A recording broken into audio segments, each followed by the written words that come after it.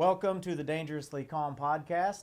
Really excited to chat with my man Sims Tillerson today. But before we dive into it, we're going to get ourselves kind of dialed in with a BAMO breath. For those of you that don't know, BAMO is a simple breath technique. It means breathe and move on. It's 4 seconds in through the nose and 4 seconds out through the mouth. And so we're just going to do one real quick just to get us kind of tuned in before we dive in. Make sense? So let's take that BAMO breath in through the nose. Go ahead. Exhale.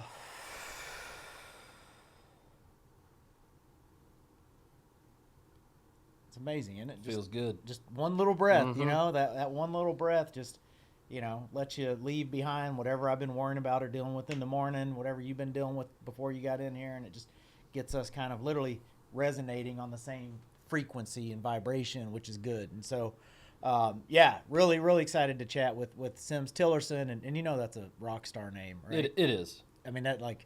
I was destined for fame. Yeah. I mean, like, I remember the first time somebody was like, yeah, my friend Sims. And I was like, okay, that's got to be like auto text. Like, what is his name? Like, yeah. Simon? What is it? But Sims Tillerson. So that's, what is Sims? Is that short for something? Sims is my grandmother's maiden name. So nice little Southern naming convention there. Yeah, that's good. That's good. But so Sims Tillerson, and I'm really excited to chat. We've been getting to know each other over the last couple months. And Sims, this is probably going to be a two-parter for those of you out there, just because we got a lot of really good stuff to dive into personally and professionally. And I'm going to turn it over to Sims in a minute to give you a little of his background, but he's very similar. We're cut from the same cloth, I think, especially when it comes to our struggles. Absolutely. And the shit we've dealt with and the ringer that we've been through, self-inflicted, most of it, know. And I'm always happy to get to meet, and that's a big part of this show, is just talking to people that have gone through the shit, dealt with substance issues, dealt with challenges, dealt with, death, destruction, whatever the case may be, but have managed to come out, right? And still in that journey and on that process. And it's those things that you do that we're going to talk about that is what makes us dangerously calm, right? It means I've got that capacity, right, because of what I've gone through and what I've dealt with, but I know how to keep it at bay, right, and then go help other people along the way. So, I'll turn it over to you first, Sims, and just kind of, give us a little intro on kind of background, where you're from, and like I said, two-parter. Yeah. We'll talk about that, and then we'll do another episode where we talk about his professional background in consulting, sales, benefits, risk mitigation, because there's a lot of good stuff that we can jam out on there. But first things first, tell us a little bit more about your background. Yeah, man. Bro. So I'm from Columbia, South Carolina. Have lived in the South my whole life. And I've been through it. To your point, a lot of bad shit. Some of it my fault, some of it not. I was a musician for a while, which helped me do more bad shit than I should have. Oh yeah, so you weren't using it for therapy at that point? No, not for therapy at that point. It was more for indulgence and free drugs. Yeah, more for indulgence and free drugs. So in my journey now, I've been sober from alcohol and narcotics for a little over 7 years. Thank you, brother. Myself included. We love people in recovery and sobriety, so that's awesome. And I'm just trying to navigate. I think we talked about plant medicine some last night, and so I'm trying to learn how to reduce harm in my own life and be the best dad, husband, friend, whatever I can be. And now got a couple young kiddos. Yeah, I've got a 4-year-old, 2-year-old son, so it's important for me to set the example for them. And we talked about this idea that of giving our kids tools that we didn't have. 100%. It's important to me, and really, man, it's just my mission now to make life a little brighter for everybody I come in contact with. And this mental health battle is important to me. Yeah, we'll jam out on that. And that's one of the things we were talking about, especially being dad of boys. And we can relate. And young boys, I always say my goal as a parent is not to give my kids what I never got, but to teach them what I was never taught. Yeah. And I never was taught anything about managing emotions or how to be proactive with mental health. My tool was I started drinking when I was 12. My parents were young when they had me, and they were, it was just like a part of life. You just did it, and there was no really repercussions. And so as we talk about kind of our paths and stuff we've gone through over the last X amount of years to get us where we're at, that's where it is. Like, if you're not taught at a certain age how to manage emotions, you're going to suppress emotions. Absolutely. Right? That's the options. You can manage it or you can suppress it. And our country especially, just we're not a nation full of emotionally regulated people.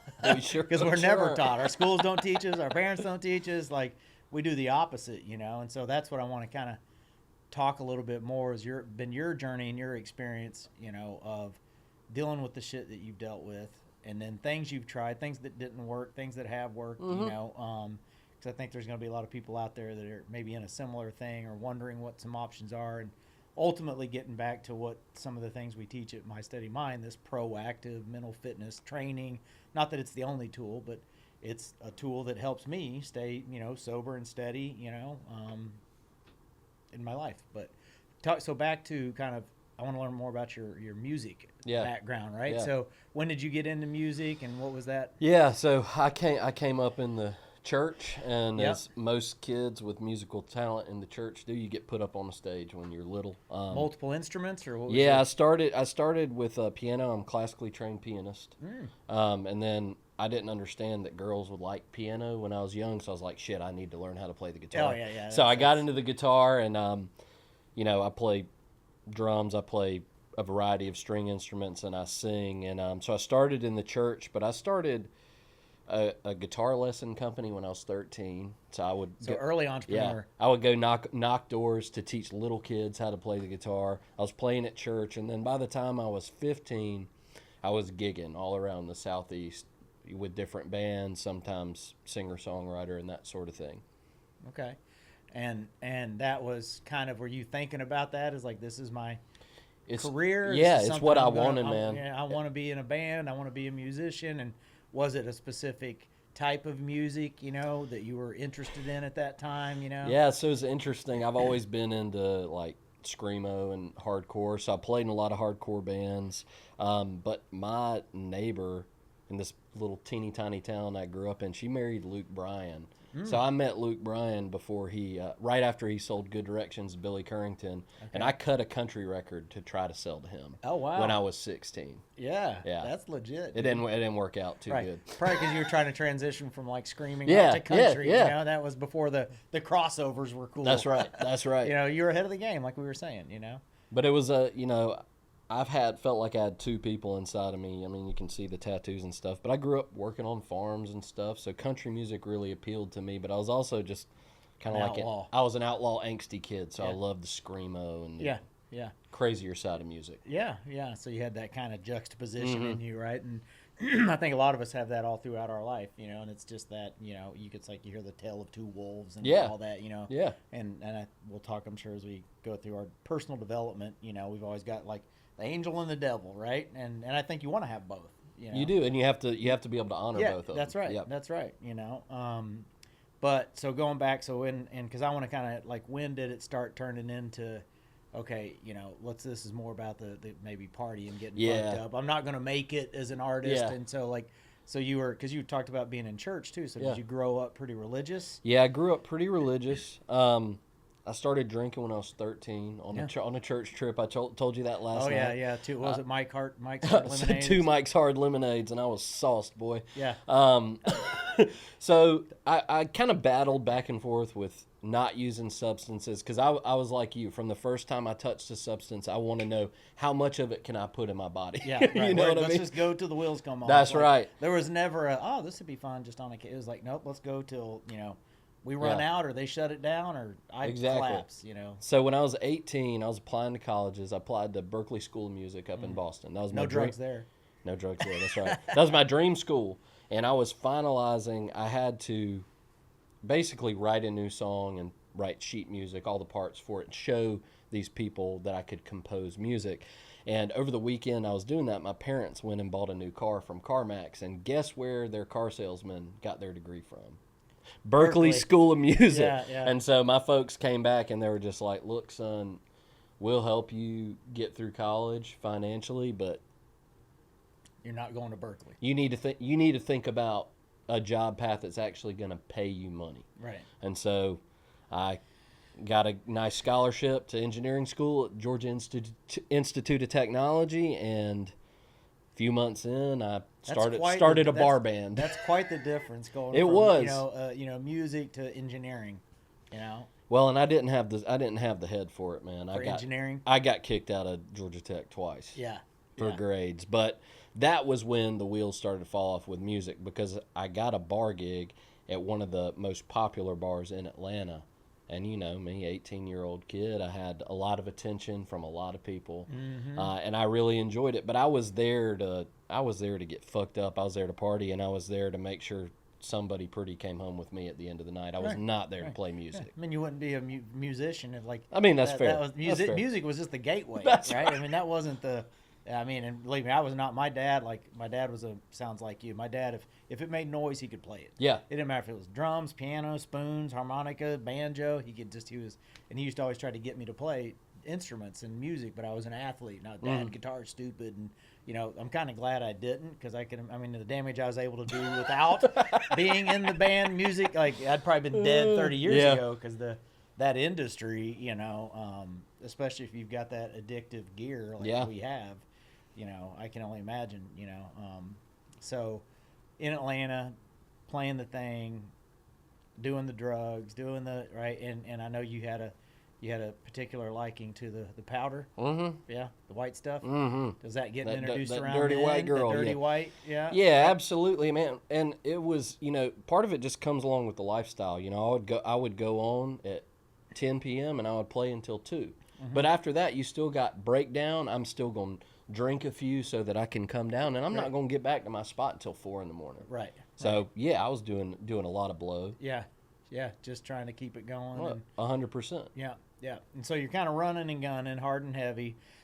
Any repercussions much during that time, or was it all still kind of fun? Honestly, not really, man. I mean, I blacked out playing a St. Patty's Day show and spilt a drink on the snake.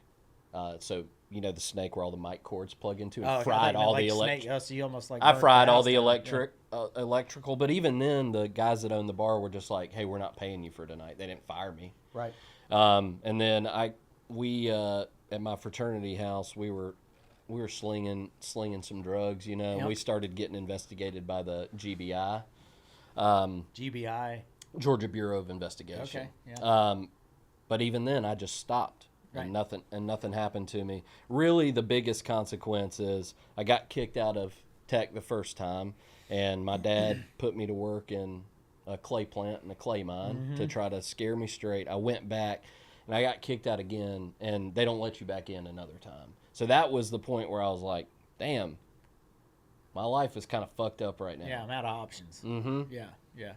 I had that similar experience, when coming up and, losing any athletic scholarship opportunities and just being now no shitty grades, couldn't get into college, bad drinking problem, no direction, no account, and just like that's where, and again, this is not all about mental fitness training, but it's that thing where it's like, man, I wish I would have had this when I was in high school. It doesn't mean I wouldn't have done the stupid shit, right? Maybe not, but maybe I would have had a little more awareness and some tools to not just, because I was just throwing in the towel, I was like, this is it, right? I'm just going to work shit jobs, and do drugs and alcohol, and I've seen a lot of my friends, I'm sure you too, that kind of went down that, and some are no longer with us, or some are still doing it, and that's what I love about meeting people like you, is learning about we went through it and have done it, and I want to hear more about it, and because at some point, like, the repercussions do start catching up, and part of my problem was I was just super entitled growing up. I got away with everything. My parents and family bailed me out. I mean, my ass should have been locked up for multiple DUIs and shit. So I just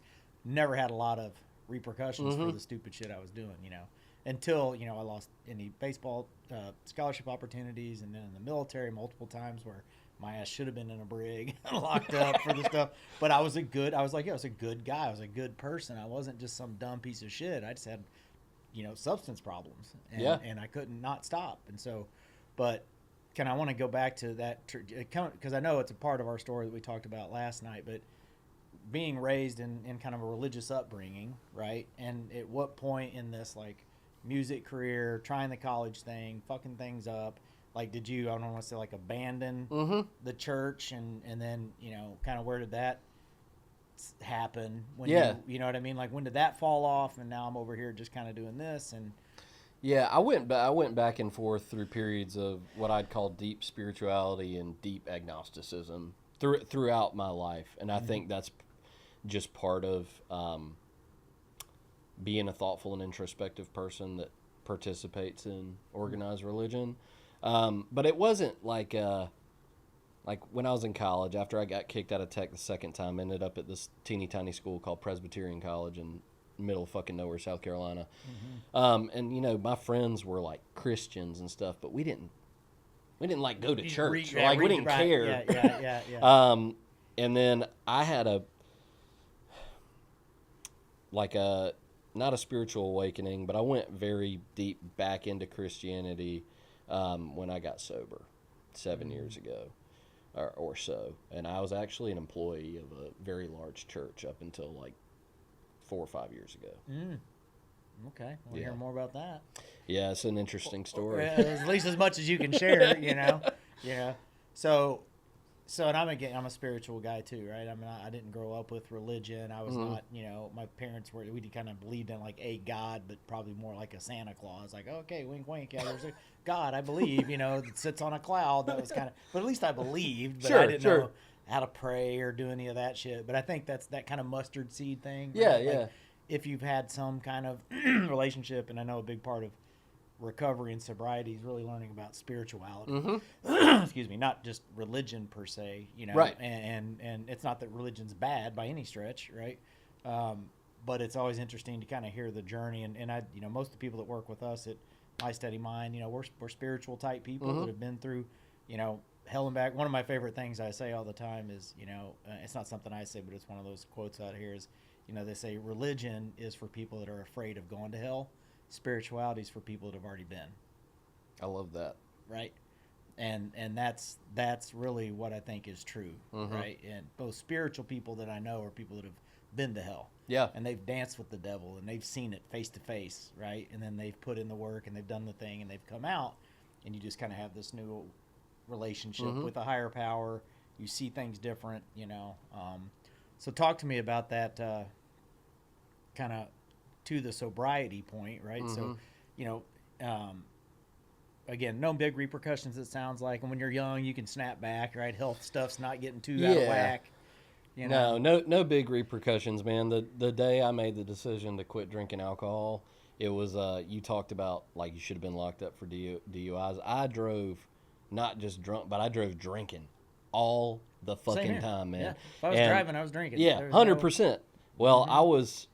So in my first corporate job, I kept playing music, and I was legitimately trying to make it. What was the first corporate job? Is that when you finally were like, okay, the music stuff's not paying the bills, got to get a real job, you know? And again, in probably the next episode, we'll get into the more professional stuff, but it's the story, and this is what I love about it, is what makes people like you and I like authentic and genuine when we're trying to tell people like, hey, here's something, whether we're trying to get them to do mental fitness or whatever the case. You're not some bullshit snake oil person. And so, but talk to me more about that. So, okay, I got to get a real job. Yeah. What so was that? I graduated from college. I went to work for Sunny Purdue running a grain elevator in rural South Carolina.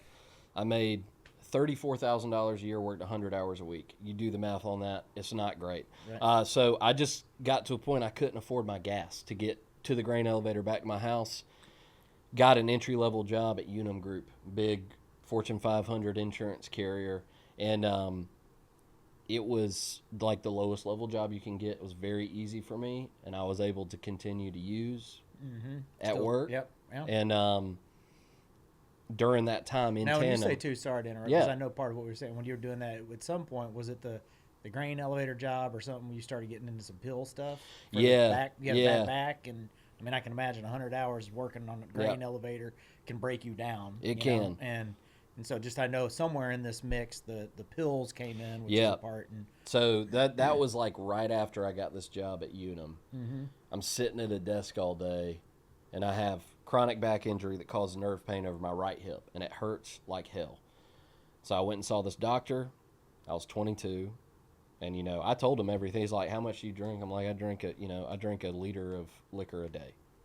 Yeah. You know? Oh, you didn't do the just 2 a day and hope they... No, I told him, I told him the truth. And he's just like, all right, well, you know, look here, we could probably do some physical therapy for your back, but I don't really think it's going to help. So I'm just going to write you a script. And so I told you this last night, but he wrote me a script for 120 Vicodin a month and 30 Flexeril a month. So I was taking 4 Vicodin a day. Right. and 1 Flexeril a day, Right. and drinking, and doing blow, and smoking weed on a Monday. Were those prescribed? No. By me. Dr. Feelgood. Yeah. That's right. Yeah. So I'm doing all that. I'm working this job. I'm still playing music at night and on the weekends, and it's, I mean, you can imagine. Yeah. 20 or 22 around 22, there, right? yeah. So not married or anything yet. Not just We were not married yet. Me and my wife. That's about when you met your wife. Yeah, me and my wife had been together a little while at this point. Right. But I lived with some of my buddies. You know, it's still running again. Yeah. Okay, so you got the real job, the corporate job, and so now you're trying to kind of move into this. I'll say more professional. Yep. Like, and I'm sure like that's the same too. Like when you're in that shit of the shit too, like you don't want to be in you know you've got something in you. You know you've got that potential. That's part of the challenge with a lot of people that deal with addiction and stuff like that is like, and that's one of the things too that I see speaking about like recovery. Like most people that are out there doing a lot of really cool stuff, you know, are people that are in recovery and they are. You've got a lot of capacity that we've just muted with Absolutely. drugs and alcohol, but there's that. And that might have been your faith, you know. There was that thing in you that was probably saying, like, "Man, like it's there, you know." And so you're stepping into this corporate role, still using, still doing the thing, still playing music, and then when did it start to kind of, you know, not be fun anymore, you know, or what was the thing that led to you saying, "Hey, like, I'm done"? 3 pivotal moments. I didn't quit everything at once, right? No. I quit pills first. My mother-in-law was a nurse for 40 years. And she just confronted me one day in her house. And this is a woman who I couldn't afford a washer and dryer when I was working this grain elevator. It's a woman who washed my clothes, made sure that I had enough food, literally to stay alive when I was working this job. So she's a woman that had earned the right to put me in my fucking place, and she did. But she said, "Look, every time you come out of the bathroom, your eyes are dilated. I want to know what the fuck you're taking in my house." And I said, "Well, Can't bullshit that." I said, well, Miss Melissa, I'm gonna be honest with you. I said, I'm taking these Vicodin and take a look. And I said, but I promise you, I'm not taking more than my doctor told me to. And that was the truth. That was true, yeah. But she was just like, son, how long have you been on this? And I think all told, I was on them for about 2 years. And so she was the one that pushed me to get off. And I told you that I detoxed in a bathroom by myself over a period of about 4 days, and it's not fun. I hadn't wanted to die more in many other instances than that. So that happened. What happens when an addict drops a substance? You drive it up somewhere else, right? Yeah. So I'm still drinking a lot, still doing a lot of blow. Me and my wife are at a wedding in Columbia where I live for one of the wealthiest families in the Southeast. Very important wedding. And she turned a corner off the dance floor right behind the stage, and I was doing key bumps out in the middle of the open. And she's never been one for ultimatums, but she just said, Sims, I'm leaving you if I see you do this shit again. So I put coke down after that. Now, did she have any substance challenges or issues, or was she one of those that could kind of take it or leave She's it? tried a lot of stuff, but just didn't have the gear. Didn't have the gear.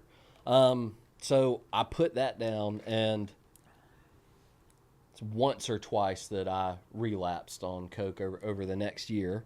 But then, again, all I have left is booze now, so I crank it up. Yeah, right. So I really crank it up, and I'm in this large case sales role at the same company. I'm traveling basically every week. I'm doing a lot of entertaining. Yeah. And the thing, too, I think you were talking about, like, your job performance was pretty stellar. Yeah. Right? I mean, you were getting it done and showing up, and that, you know, like, that's what amazes me about human capacity a lot of times, you know, is what we are able to do. Well, it's like I can throw myself into work and not think about anything. And shut it down. And then it's like when I get done with work, I need all the substances to turn it off. Yeah. So this was October 24th, 2018. I'm playing a gig in the North Georgia mountains. Surprised my late uncle on, I think it was his 60th birthday. He died from alcoholism, if you were wondering. So me and him. So my dad, yeah. Me and him. Yep. He comes in. I'm there. Holy shit! Drinks start flowing. I think I had 10 or 12 beers before I went on. I'm told I played a 3-hour set. have a lot of lost time. I blacked in sitting in my truck, running truck, by a boat ramp by a lake, pretty far from where I'd played that show, with a beer in the cup holder, and I just didn't have a damn clue how I got there. Right. And that was about 4 or 5 in the morning, and I drove back to my aunt and uncle's house, slept it off for about an hour, and I called my wife on the way home, and I just said, I'm never having another one. And that was my last one. Wow. You know, it's powerful. I mean, I can relate to so much of that too, where you just have these moments, and fortunately, like, sometimes it's people, you know, like doing that kind of a forced intervention all the time, but it wakes you up, and it's, you know, different, you know, it takes what it takes, you know. It does. And it's a journey, and it's not something that usually happens all at once, you know, especially if you're dealing with multiple substances and issues, you know. And a big part of what we teach, and all this is tying into kind of our ultimate journey of mental health, you know, and a big part of what we'll keep talking about, but, and also about different solutions that are out there that you and I have tried, because there's kind of the standard paths that are out there that I've gone through, and we can talk about that, whether it's rehab or medication or therapy and counseling and all that stuff can be great. And then alternative things that we've explored, right? Whether it's, you know, psychedelics or spirituality or meditation and mindfulness. And that's what it's really, it's all this stuff. It is. And a big part of why we're doing what we're doing, and we'll talk about it in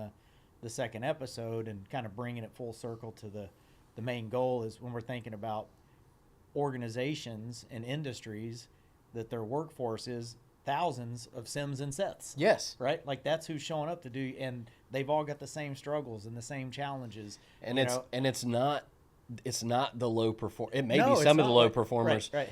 but it most likely it's your highest performers. I mean, I see it in the operating rooms. I see it in the, you know, it's people, and this is where, like, what we're going to talk about more in the second one. I'm just kind of taking what we're talking about now, is like when we're coming to like solutions and benefits, and that's a big part of what I talk about, is organizations have to understand, and a lot of them I think do it. That's what's going on with your workforce. It doesn't matter, day one employee to, it could be on the C-suite. They're struggling, probably with some kind of substance or alcohol or drugs or, you know, all the above. And there's never been a lot of real tools within an organization that's going to meet that person where they're at, that they want to use, right? That's why EAPs have such a low utilization. Absolutely. Because it feels punitive. And so I don't want to get too deep into that, but it's everything we're talking about is mental health, you know. Absolutely. But having a proactive training solution instead of this constant reactive punishment. I'm fucked up, go sit on the chair, go take the medicine. And so once you kind of got cleared up, so these 3 pivotal points, you know, you're 22, 23, 24, around there. Like, and getting sober. And now sober, basically off all the shit. I guess I was like 25. Yeah. I'm bad at math. Yeah, something I like failed that. all my math classes. Yeah, that's all right. I'm a musician, not an engineer. That's right. Yeah. That's right.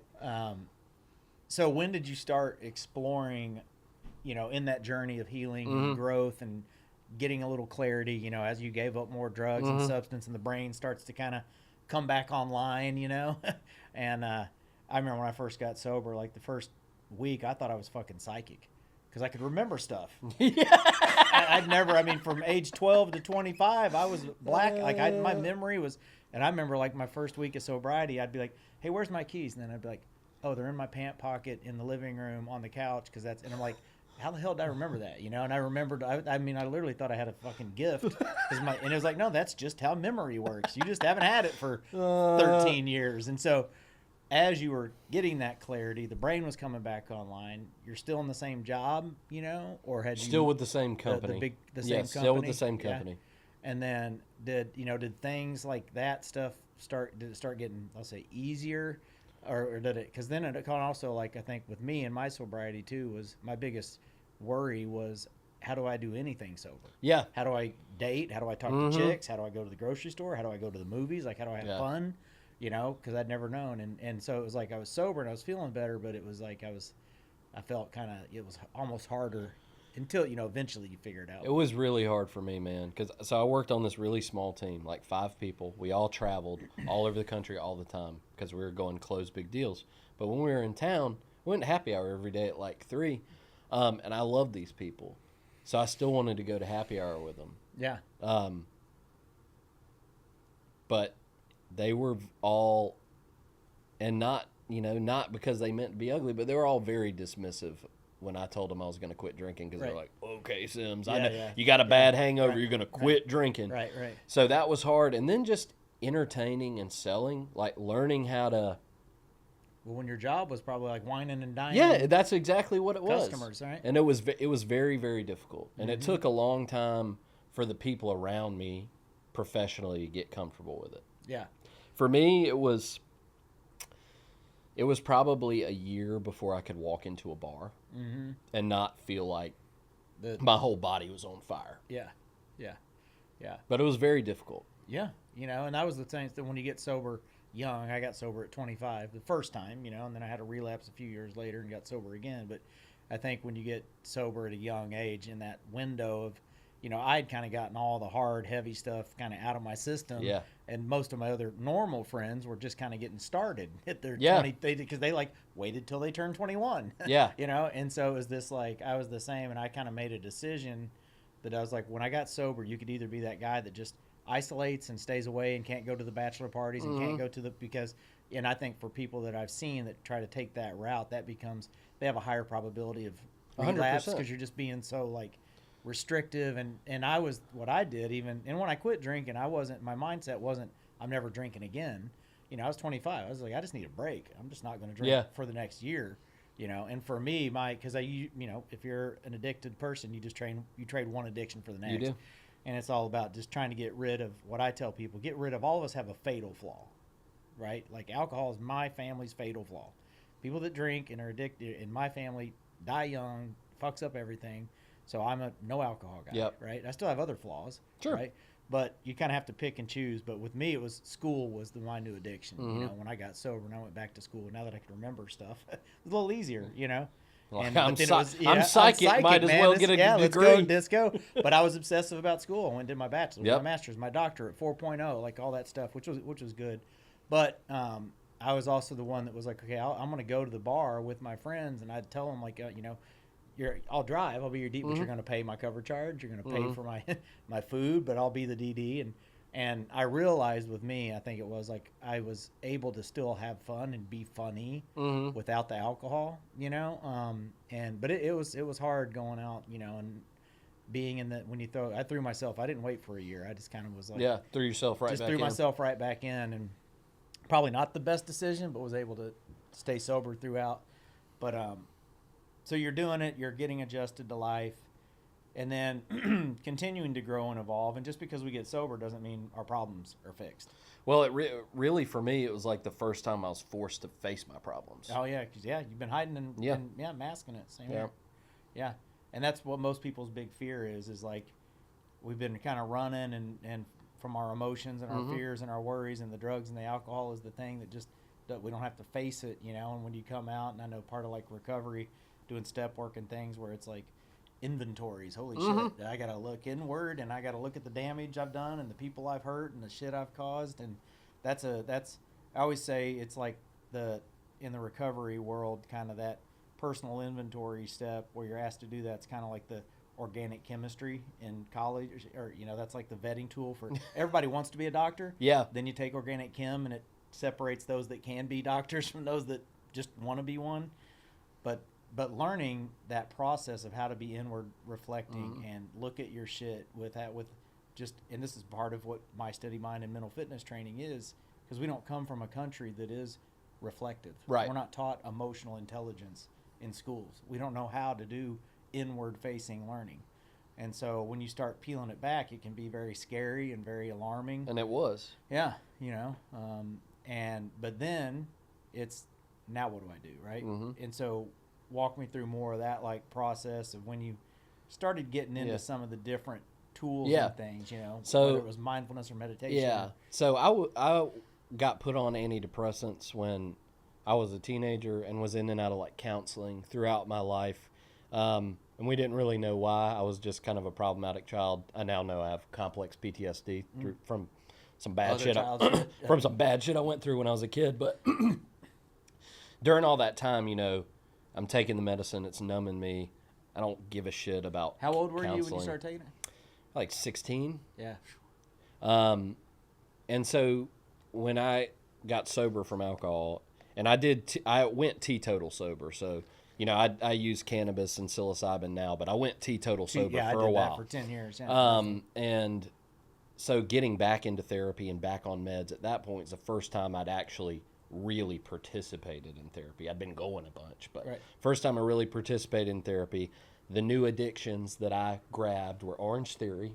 So, yeah, so you got into So I went to Orange Theory once or twice a day. I dropped 50 pounds in like 2 months. Were you a bigger kid like growing up, or was that like... No, I was a distance runner in high school. I was Okay. really skinny. I'd gained a lot of weight Yeah.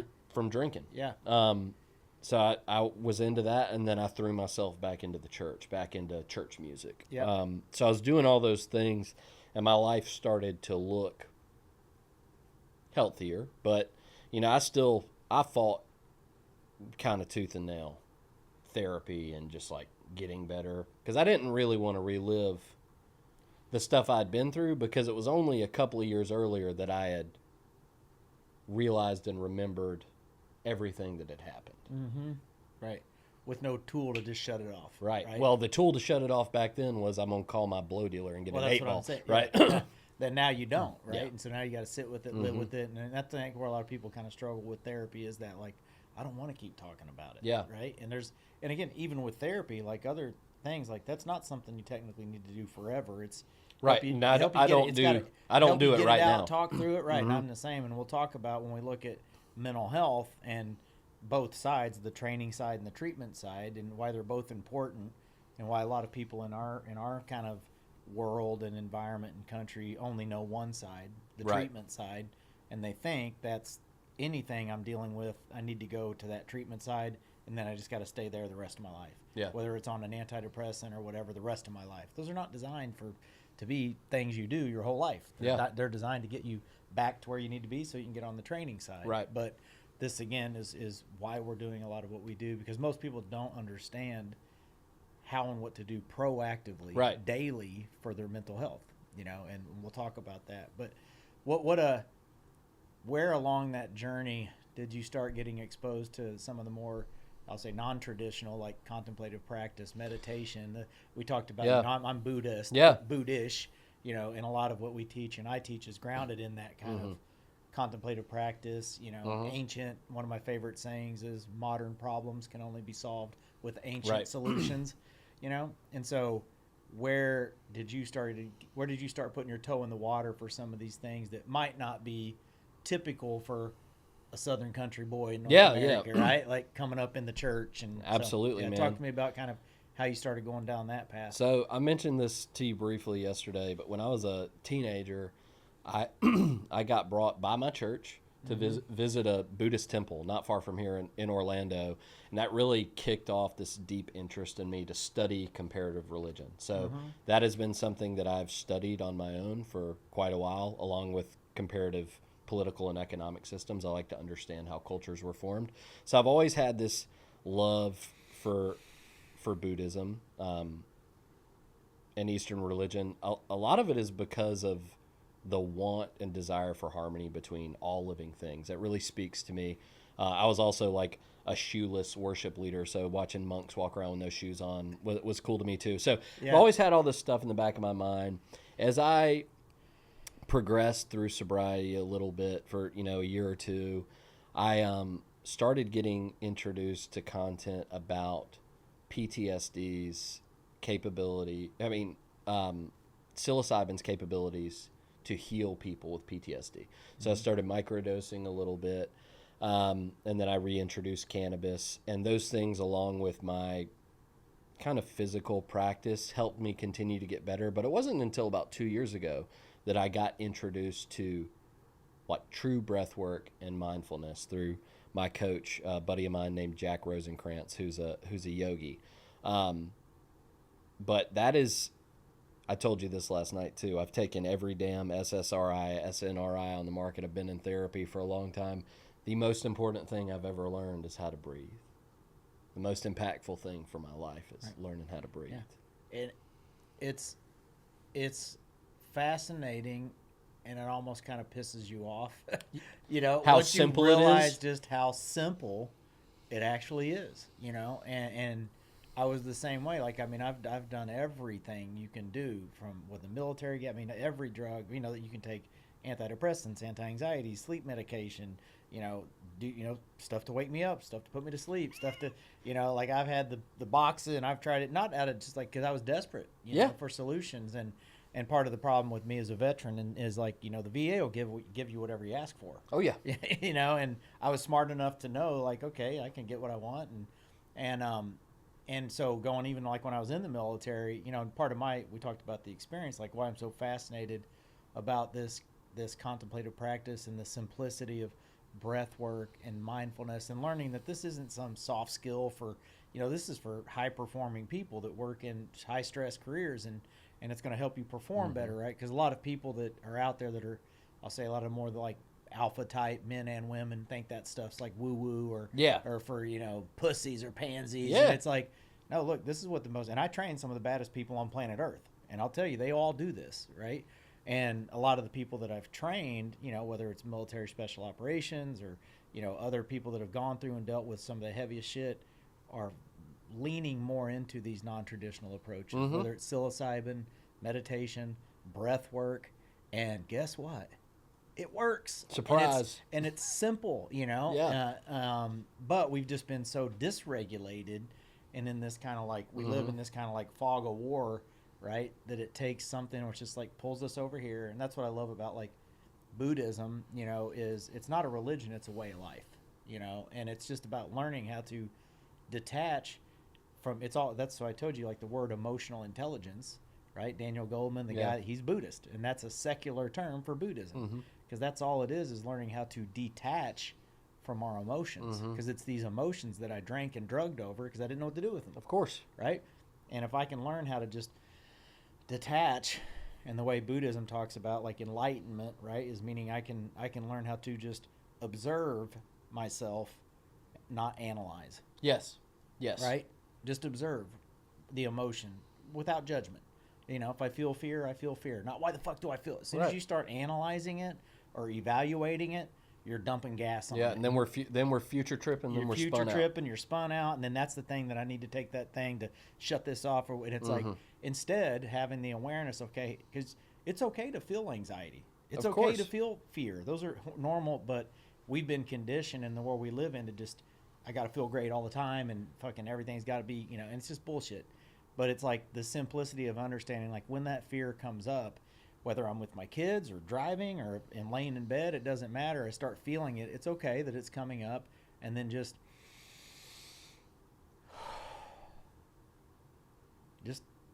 bammo, regulate it, right? It doesn't mean it went away instantly. I may need to take 3 of them or 5 of them, but eventually it's going to pass. It will. And I'm going to be like, oh, okay, I don't need to go spin out for 3 days on blow because I felt uncomfortable. You know, like, and it's like mind-blowingly simple, you know, but it still is a practice. It is a practice.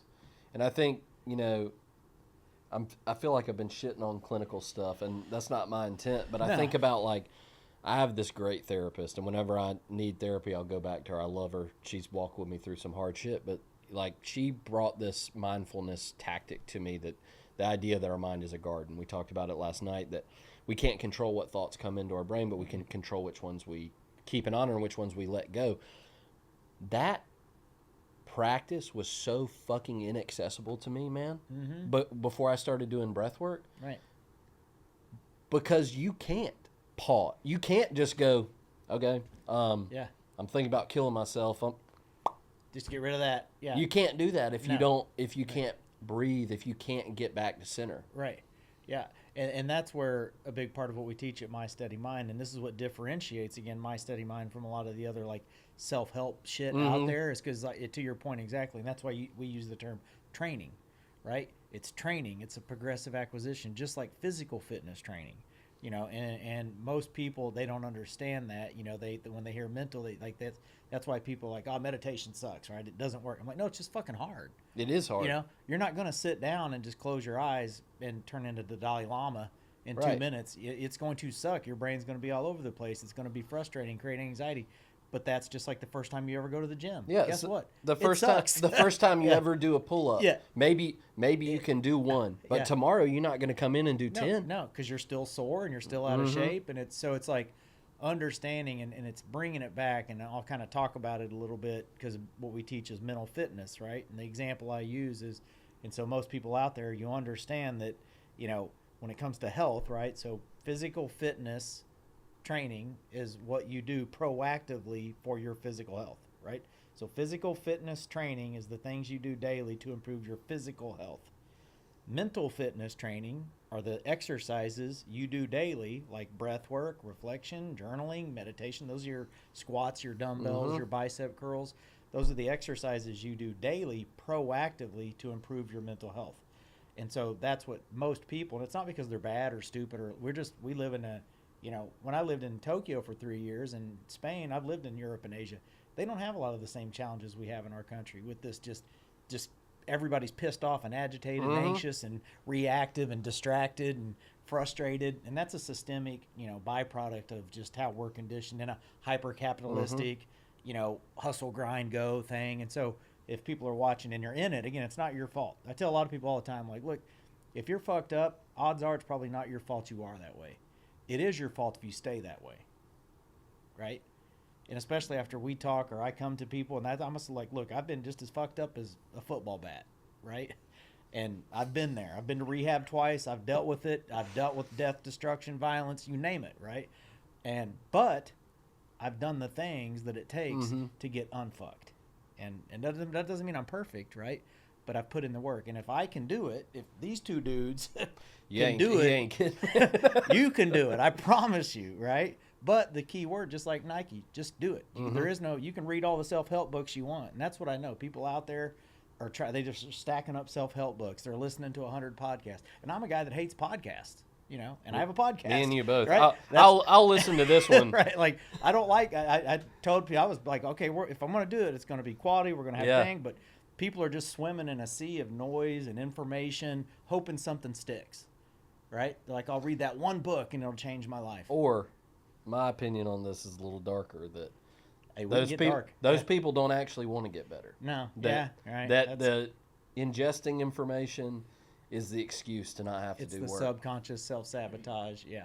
And that's the other thing, too, I know, and we've talked about that. That is part of the harsh reality, and I had to learn it, is some people you just got to let drown. You do. You can't say it's really 80-20, right? That's the universal law, the Pareto principle. I know that if 100 people out there are watching this podcast right now, 20 of you are going to take something from this, and 80 aren't. You're just going to passively listen, and I hope you get some entertainment out of it. But if you're not taking what we're talking about and practice, then it's just it's useless, really. You know, you just wasted an hour of your time. Yeah. But that's the way most people are. It is. Know? And that's okay. I had to learn a long time ago. You can't save everybody, you know. But find the people that do want help, you know, and be honest and vulnerable. That was another thing I had to learn too, is in this world we live in where fucking everything's fake and social media and everybody tries to look perfect and filtered, and it's all bullshit, you know. It is. It's all bullshit. And I say, you know, the most valuable commodity is authenticity. It is. Especially in this AI world, right? And another thing I learned, and what you've been great at, is your vulnerability is your credibility. It is. Right? And not being afraid to get on front of a camera on a stage and be like, look, I've fucked up. I've made mistakes. I've been struggled with, you know, alcohol addiction. You know, I've done it. But here's what I did about it. Yep. Right? And here's how it got me to where I'm at. And it's still a journey. We're still growing and learning, you know. And so we'll get ready to kind of wrap this up, because I want to get into talking about the more professional side of how we're trying to bring solutions into markets, you know, and get to more people like us out there in industry that are looking for tools, and how organizations and industries can help. But, you know, if you had to give kind of any parting advice on maybe something for people out there to look into or practice, would it be anything specific, like just breathe, damn it? I mean, that is my parting advice. Try the BAMO breath. Work up to a box breath, and just in any moment you can. We talked about this yesterday. When I pull up in my truck to my house tonight, when I fly home, when I cut my truck off, I'm going to take a BAMO breath, because I show up markedly better for the people around me when I just take a moment. Yep. And that's what I love about it is this mental fitness, this training, the stuff we're talking about. The big word is, we might go a couple more minutes longer because I think the thing that you've learned through spirituality and your work and the inner work is self-awareness, right? I'm just becoming aware of how I feel in the moment, regardless of how I feel, whether I feel like shit or feel great, and then having that awareness as you move through your day. I call them tactical pauses, right? Because most people just get up, dive into the day, and just hope I make it. And the day just happens to us. Just happens, and I'm reacting to whatever the hell comes, the email, the traffic, the deal that didn't work, the kid that's crying. It's this reactive, frustrating spin cycle, and you're just in sympathetic state, and you feel vulnerable. And that's how most people exist every day, and that's fucking exhausting, right? And you make bad decisions, and we're going to get into risk and how that affects performance. And so the thing is, we know we can't just snap our fingers and eliminate all that chaos and the uncertainty and the shitty emails and the bad traffic and the stupid drivers. We have no control over that, right? We're learning how to just kind of make peace with ourselves as we move through that and create these little moments where we can just pause. And like you said, you got a busy day today doing a podcast. You're going to be doing your thing, airport, flying back home to see your wife and your 2 young kids. And you're going to know that when kind of do as we do through the day, but when you get home, you turn that truck off in the parking lot. It's just having that awareness to go bam-o, right?